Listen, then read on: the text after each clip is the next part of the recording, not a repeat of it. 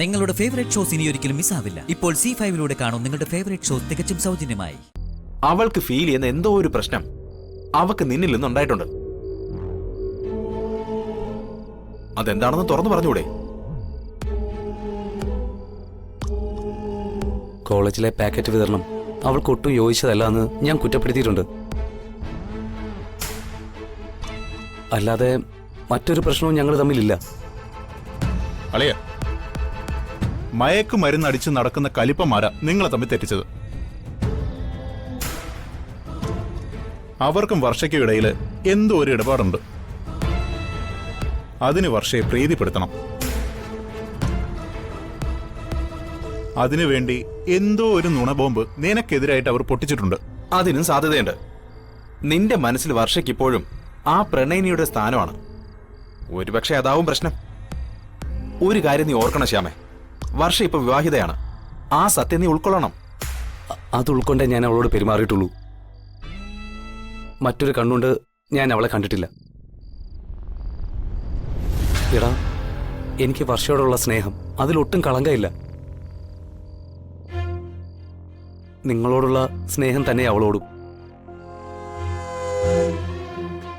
അത് നിങ്ങൾ തിരിച്ചറിയുന്നില്ലെങ്കിൽ പിന്നെ നിങ്ങൾ എങ്ങനെ എന്റെ കൂട്ടുകാരാവും?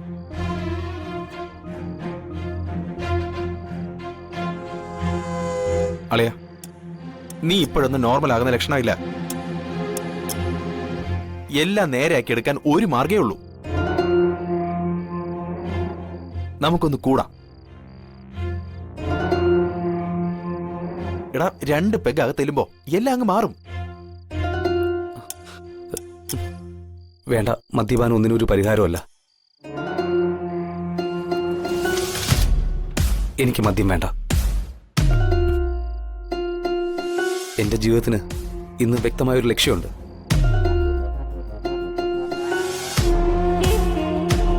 വർഷ മറ്റൊരാളുടെ ഭാര്യയായാൽ പോലും അവൾക്ക് വഴിതെറ്റാൻ പാടില്ല.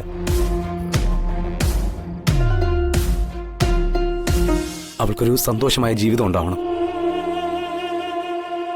അതിനുവേണ്ടി ഞാൻ എന്ത് ത്യാഗവും സഹിക്കും. നീ ത്യാഗം സഹിച്ചോണ്ട് അവിടെ ഇരുന്നോ? ഹോസ്റ്റലിന്റെ മതിലി അടിയാലേ ഒന്ന് ഉഷാറാവാനുള്ള സ്ഥലമായി. ഞാൻ ഏതായാലും 2 എണ്ണം കീറാൻ പോവാ.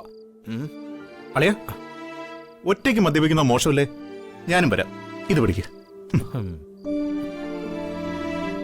അളിയ, ഒരു സൂപ്പർ ഓഫർ ഉണ്ട്. ഇന്നത്തെ ഫുൾ ചെലവ് നിന്റെ വക. ഹാപ്പി അല്ലേ? വാ.